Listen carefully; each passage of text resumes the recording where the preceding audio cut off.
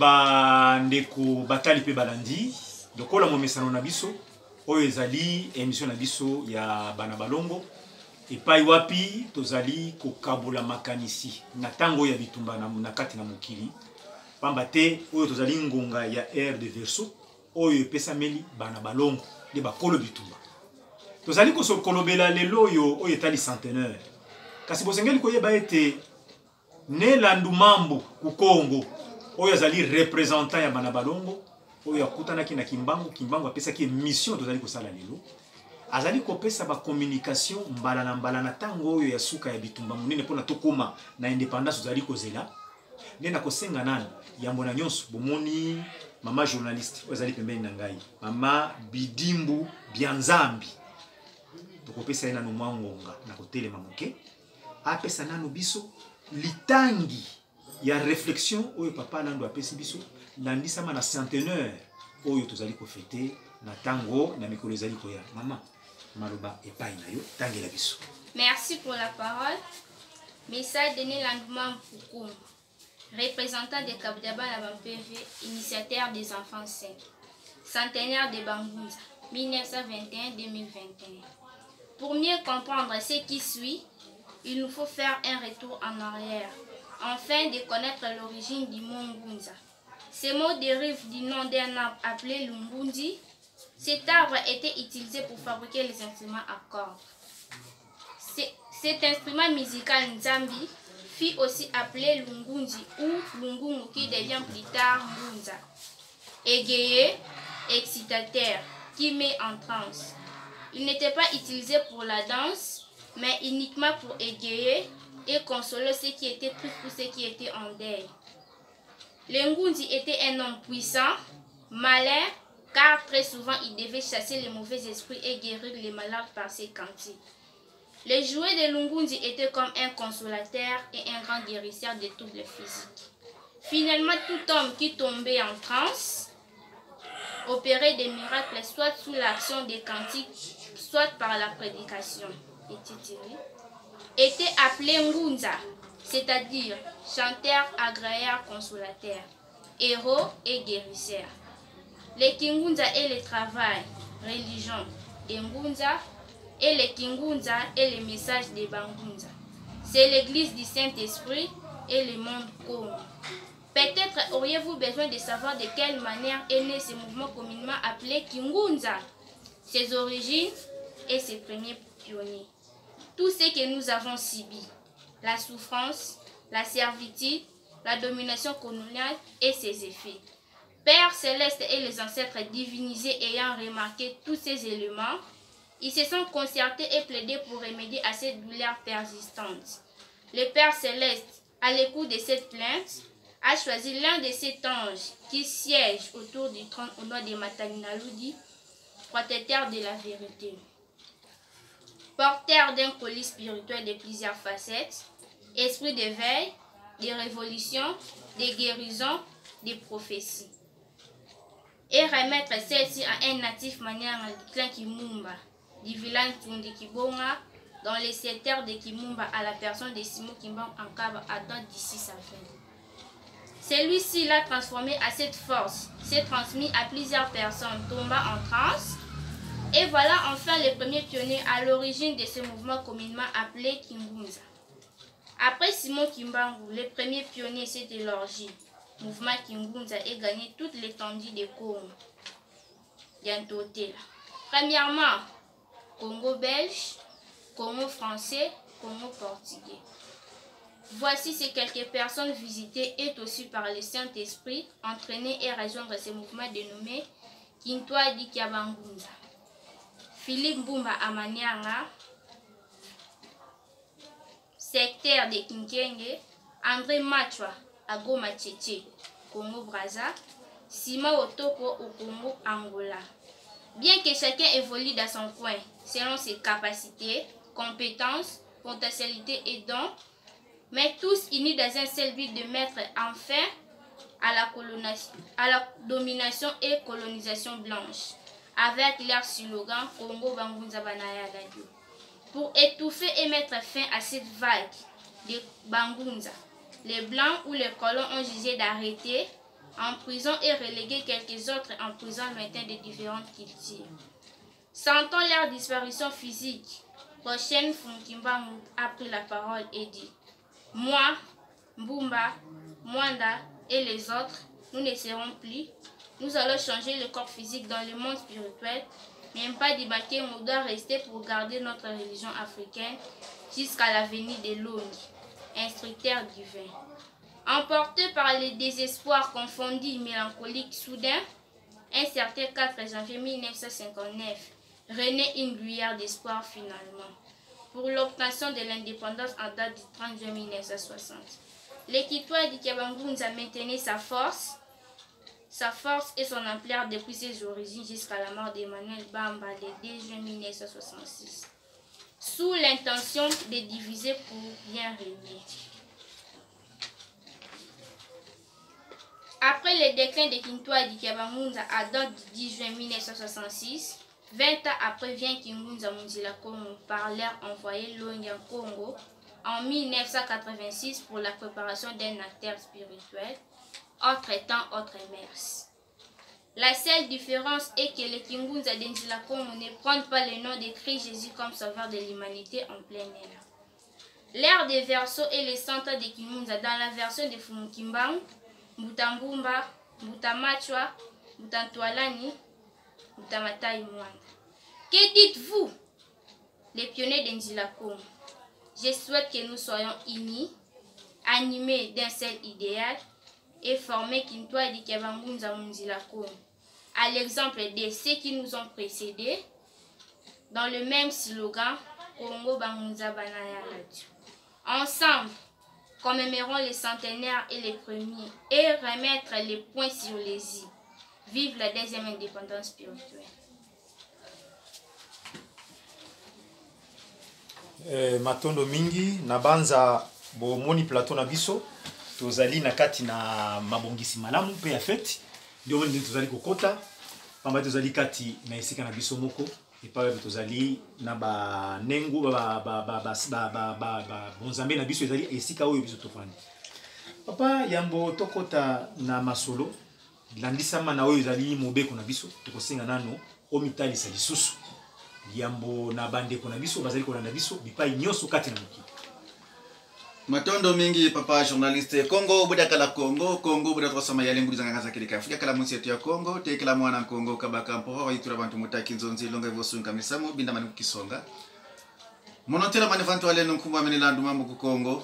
mama vunu vile la kinkanga tata vunu vile la kinkumba kaka vunu vile la kikwimba ngena mfumu mvala tamba mutandu ke kansirulu imwana walongo mu Congo ya mbumba kinga kya tia kya bana balongo mumfitamba kulu akimpwanzi kanzole vantarisha mbangi za Zulu embangi za ntoto omutiba ya yenge keno yenge diaka yenge mutatu kya mase yenge matondo mingi nabanza touti kolanda mukanda oyo komeli mukili mobimba pona kufungola biso bongo na mai tozali tozela ko sala oyo tali centenaire kasi mutu na mutu ngeto loba ndisama kana maoyo uti kolobela biso otu kosolela biso pona itali ngunza pe botangeli biso kuna kati lungunzi lokola nzete mezale ko sala bolamu mingi na kati na mboka na nzela na kosalela yango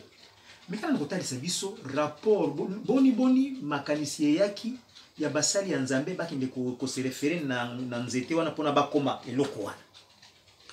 Matondo mingi papa journaliste pona ko zonga na culture negro africaine na Bukongo le secret ya kombo ezali na langue ndenge to lobaka ce qui te suit 2 ou 3 nzete ou bien exemple ce qui te bengi nzete ba bengi luzibu nzete wana azana mission na vibration na ye pona ko fongola luzibu se zibula ce qui te longwe tozui nzete ya kazu makazu ebele baliaka makazu kombo na ye vibration na ye na mission na ye ya ko activer ko kaso mona mutu azala vibrant de mission na ye de action pe ye asalaka landisama na kombo na ye tozongi sikoyo pona nzete o babengi lunguzi. Lunguzi wana ezali nzete tango basalaki yango basali instrument musical à corde. Instrument wana ezako bimisaka son net na mokolo lelo bandada ezali ba musique ya ndenge na ndenge ezali na son wana tango basalaki instrument wana oleba changer yango kombo batika kiango na kombo ya lunguzi. Mutu oza kosalela yango babengaki ye nguzi. Mutu wana oyo aza kosalela yango mpona ko sepelisa batu, ko guérir batu, ko activer batu mpona ko senga Saint-Esprit ou bien molimo kitakati na ye. Donc ezaki na rapport na molimo. Ezaki ya rapport. Mais siko batu tamba monaki babengaki ye kombo ngunza. Oyo siko aza kosalela yango. Oyo aza kosalela yango. Po euti na lunguzi. Ndenga balobaka bo ke mutu oyo asalaka mécanique ou bien chasser, mutu aza la chasse, oyo aza la chasse, babengi ye chasseur. Mécanique babengi mécanicien. Voilà. Donc na nzela ya kombo na yo pe obimi na kati. Na kati. OK. Donc loko ezaki na mouvement na tango wana aza ko bengo kinguzi, lunguzi et peseka se mutu tamba azui trans a trembler, azui musala, ba pesa na kombo ya ngunza. Donc na mutu oyo akekozwa eloko ngani oyo yibi babengi ye muyibi. Donc na ndenge wana kombo ya ngunza eutaki na nzete o babengi lunguzi. Matono mingi bandeko batali papa landu na banza makanisi oti ko lobela biso zali pona centenaire. Tomoni lelo oyo uta bangunza bazwaka likabo wana ko uta na likolo ekiti na kimbango epanzani. Ola kisi biso première promotion o ba matai mwanda banani. Deuxième promotion lelo oyo 100 ans.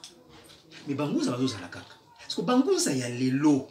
na oyo ya tango wana. Est-ce que bazo bimakaka lolenge moko to mwa bokeseni ezali? Po ya kala lobende molimo epanzana ki zuizuizu bango. Oya lelo siko eza ndenge. Matondo mingi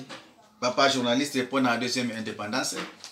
Eloko tokosala na bangunza ya lelo tolanda rythme ya bangunza ya kala. Mungunza loko laza inspiré ayeba kama bomba makambo oyo ezalaka oyo ezali na oyo koya. Na mateya na biso eza na importance mon côté poto lobakeno esika moko kimbangu wakende ko nyata lokolo wana ekokaka mutu nyonso wana ekomi ngunza historien. O esika moko boye na lutendele fumu kimbangu makayabo aliaki wana na kuanga matiti wana tisikoyo ekauka te wana eza yango te ekomatisa biso me foko yeba secret nini bangunza basalilaki na tango wana pona kokota contact na ba génie kokota contact na ba ancêtre kokota contact na tata Nzambe kokota contact na soleil kokota contact na ligne kokota contact na étoile. C'est ça oyo sengeli poto apprendre yango to lobaike initiateur ngunza initiateur oyo za initié oyo za déjà initié ayebi secret ya eloko na eloko yango to lobike autre temps autre messe oyo bango ezalaki bazo sala na bazamba bango ka bazo sala inspiré mais oyo lelo ezali fo mateya pona kofongola peuple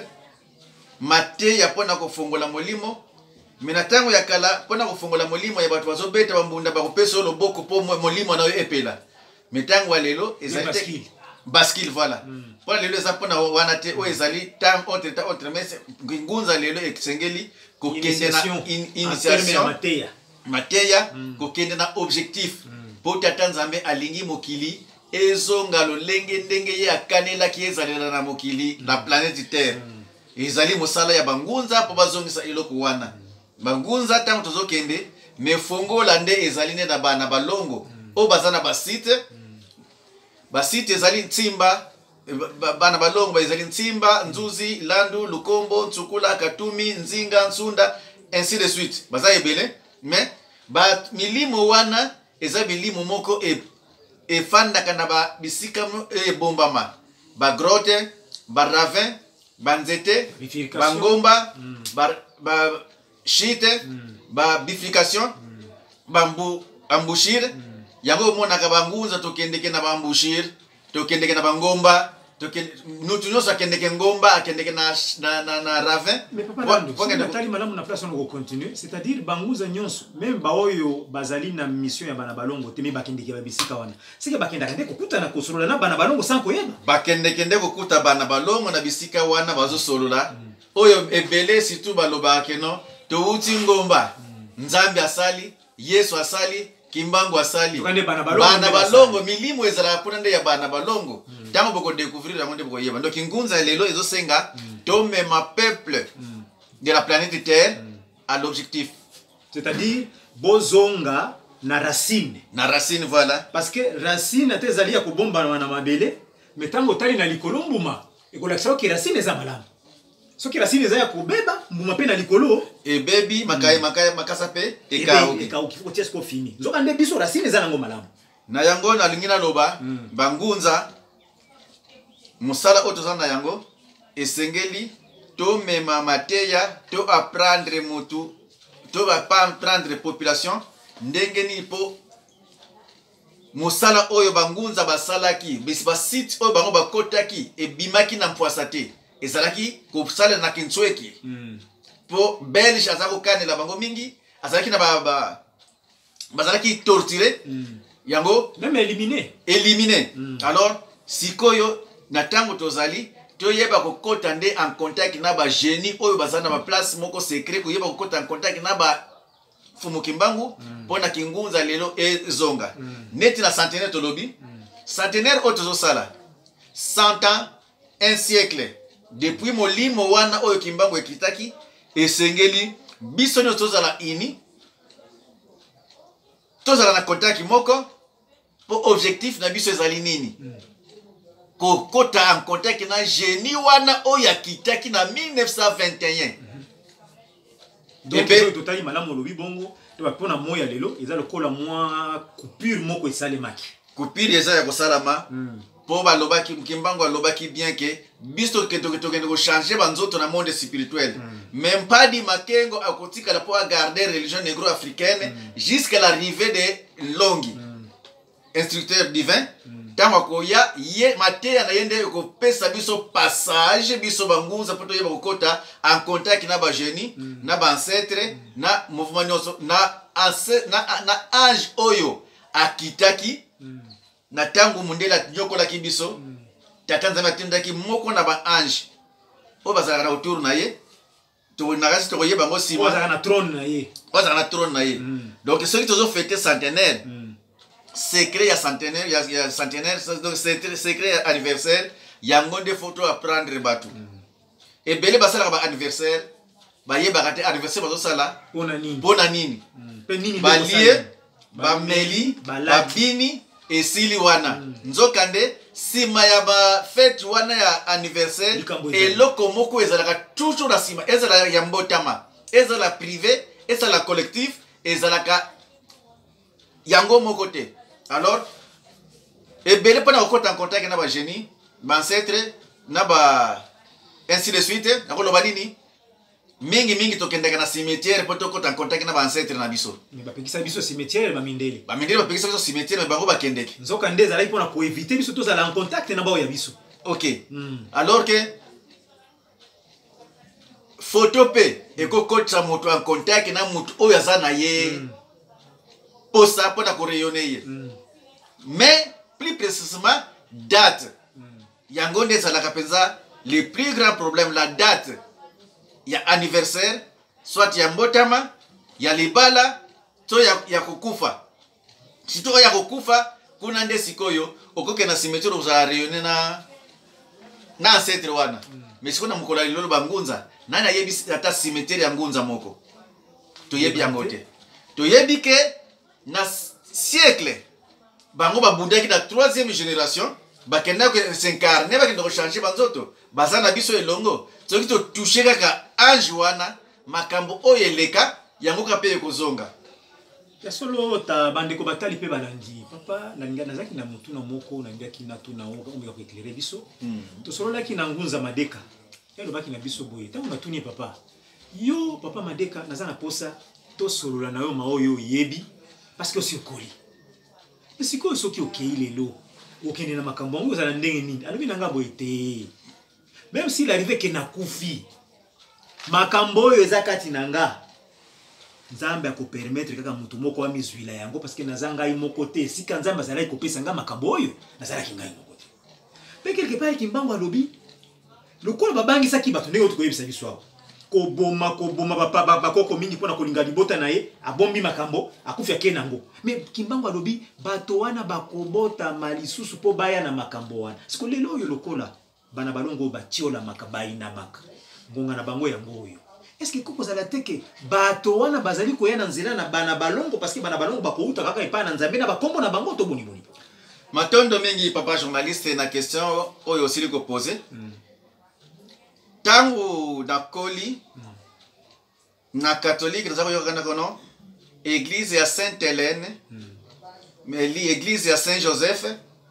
église ya Saint Ambroise école ya Saint Baka bazali bassin mais tango molimo yoko kitila ngai balobi ke bassin banomaka bango te pe baponaka bango te pe batalaka bango na misala na bango te mais bassin babotama saint bakoli saint bakokufa saint na ce sens que biso na bakongo bana balongo ntimba nzuzi landu lukombo ntsukula katumi nzinga ti ekiti wana babengaka bango bana balongo en français les enfants saints na lingala bana ya mosanto bon yero le banaka kono Joseph azalaki saint azali pasa awuta na grotte na ravin tuna nini wavuna vyoka botika kokosa mokili tata nzambe azaya kosilika na ndenge tozo changer maye oyo atinda kati na biso na mokili oyo yango tozo lobelaki quelque part pe na yokaki balobelaki ke eloko zo sala biso pasi awa na mokili les injustices te ba injustice te tant toza kozwaka mission kuna et pas tata nzambe ya lobaki ko mettre de l'ordre sur la planète Terre. Car dans le monde spirituel, l'unitarisme n'existe pas, mais sauf les relations bilatérales. Entre les hommes. Entre les hommes. Relation yoko zala, mais mutu akozala mutu moko te, ke azana makanisi, ya batu nyonso, ya batu misatu mine. Unitarisme ezati. Même to bala ni balobi ke moi sina mobala komi mutu moko, jamais. Ezala kate. Mwana bokobota pe bokobota mote mwana mekoboti motema mwana te. Donc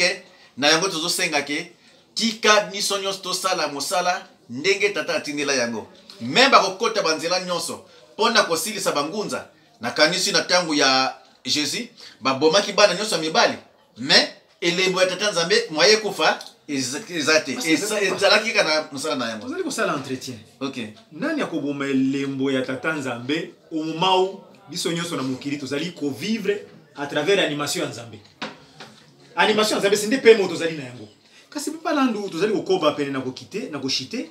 kimbango alobi tango bato wana bayaki balona kimbuma ya injustice kati na mokili na biso. Soki tata na ndu totali la nisa bana likambo ya injustice ngo tukoloba awa. Banda na tango wana na lelo parce que kimbango akosa kate. Parce que mbuma ya injustice wana esi ekomi na taille nini. Po lelo yo tozali kolela injustice kati na mboka. Na ebite soki eza na mutu akoboyo nga na lobi. Séparé pour bien régner. Donc bayaki pona injustice te mais bayaki pona ko détruire. Bazo sala binonko après bazo flatter ke bino soso ke note ko tia bino place boye. Ote injustice ezate injustice ezali o tata za justice to za justice te justice ya tata nzambe ezali chaque peuple a vivre na mabele bakoko na en paix et en sécurité à utiliser langue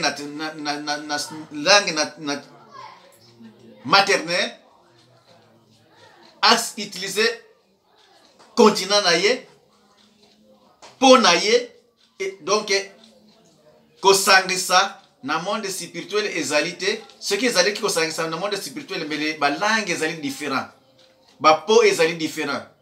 ma bele ba continent ezali différent na mokili to yoka na teke no ange enani ancêtre kingani utakabola ba continent ma bele Afrique ya Europe ya Océanie ainsi de suite te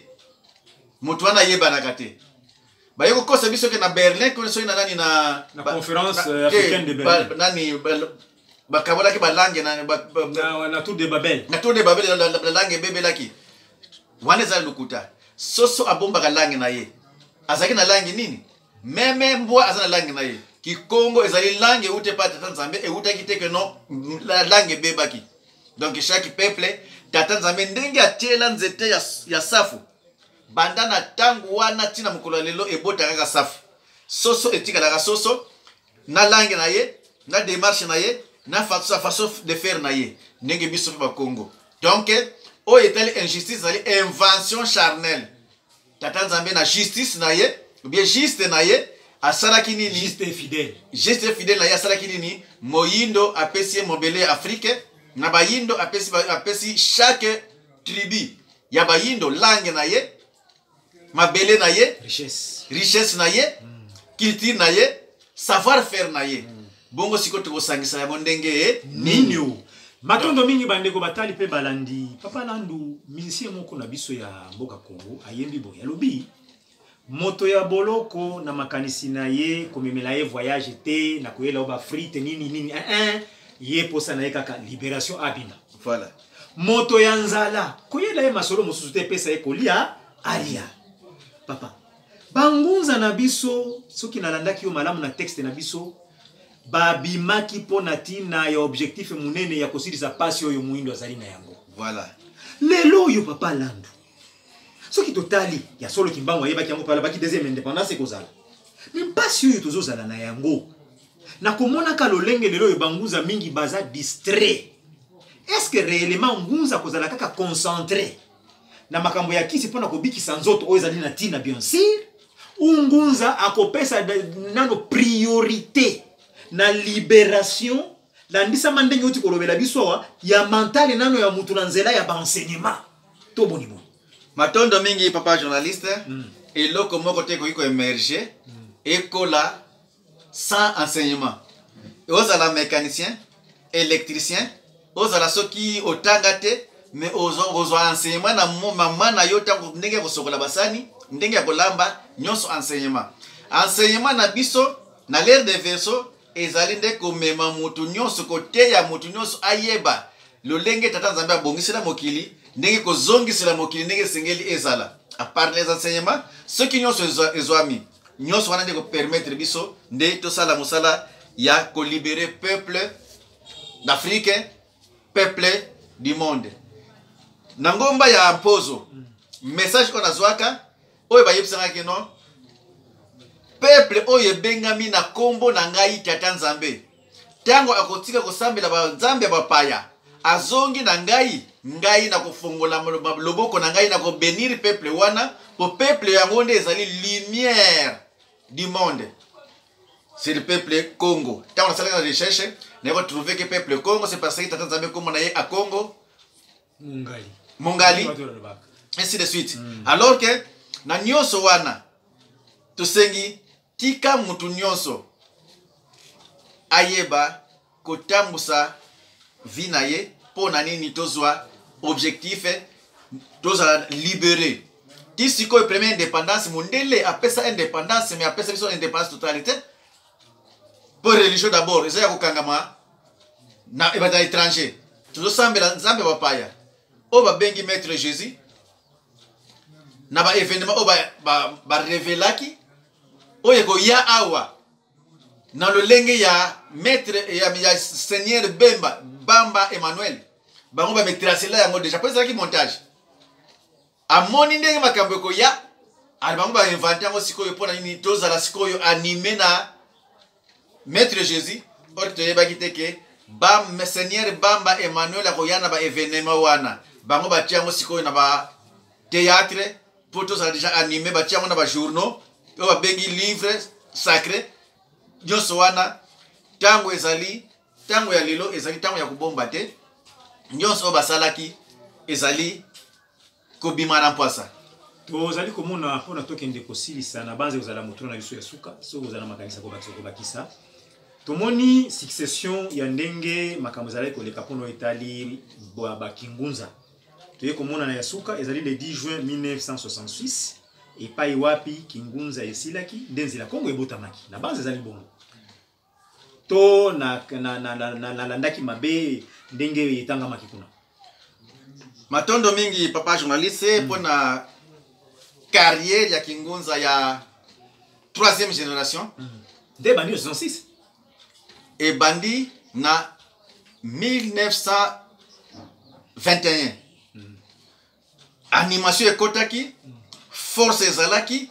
tant kimbangu amonaki ya kokangama a déplaçaki akende kolona eloko ya motuya na manianga ayaki mouvement ya kingunza esimbaki force na yango pe etambolaki na ndenge sengeli etambola jusqu'à ce que ba prophétie o balobaki ki mondele ya kokende indépendance tokozwa esalamaki vibration ekontinuaki kingunza yeko sila juste na tangu ba yeko diembika Seigneur Bamba Emmanuel mabele tremble molili ekoti mupepe makasi ebeti molimo ya Bamba ekei pona nini séparer pour bien régner. Donc force ya bangunza ekei jusqu'à la nouvelle l'ordre oyo ba préparaki longi wa mazulu instructeur divin longi ya Congo pour aya ko renouveler donc de 1966 jusqu'à 1986 donc renaissance ya kingunza et Yesu me échanger forme kingunza munzila Congo kingunza munzila Congo yango tozo lukasikoyo tolanda ndenge bakoko batata na biso batambolelaki bas fumu kimbangu atelemi na nkamba asali kingunza mbutambumba pe atelemi kuna na manianga na kinkenge asali kingunza na groupe na ye mbuta matai mwanda nani mbuta simba otoko pe apeli kuna na Angola mbuta André Machwa na Brazzaville pe azoko vibre bango nyonso bazalaki bangunza mais lelo ebele kati na biso bayebike Seigneur Bamba bazalaki ngunza te po asalaki na politique na mbuta Kasavubo mais bango nde bangunza alors bango basalaki tant bayoke kuna kungunza telemi bazosala le même rituel objectif kaka moko pona ko bundela posomo yindo esclavisme klima o kuna na Brazzaville pendenge moko na Angola pendenge moko baya ko sala kintwadi kya bangunza ezalaki groupe kingunza me eyeko koma groupe kintwadi kya bangunza batambola kina solo na bolingo pena association na solidarité mutuna dona ye na mission na ye na façon de faire na ye me bazali esika moko sikoyo centenaire to fêter ce qui toza na bokabwani mutuna na base na ye idéologie na ye makambo na ye to libérer Afrique ndenge nini mezo senga ke toza la ini po loboko za na misapi 5 soki misapi misato ekatani mibale yo kotikala ekokanga 5 fois simba bien pona ko soutenir eloko soki moko ezoki nyonso passe ekomi paralysé ndenge toza ya kokabwana boye batu ya mokili bazoko seka mais atabo sali nyonso bolingi na biloko sangana te me boye bayango ke na mutu moko mokili ekoki kobeba peka na mutu moko mokili pe ekoki kobonga mais na dénoncer no que 100 ans oyo centenaire oyo toko fêter toko benga esprit oyo esalaki na 1921 et rayonner biso ezongisa makambo ndenge yango ezalaki a marche pona posomo yindo azwa bonne marche na 3e na l'ère de verso oyo tozali na yango yango tozosenga ke biso nyonso tozala ini tozala mutu moko totika kofingana me tozala kosangana mutu na mutu azala landa don oya ye atika kocritiquer don ya moninga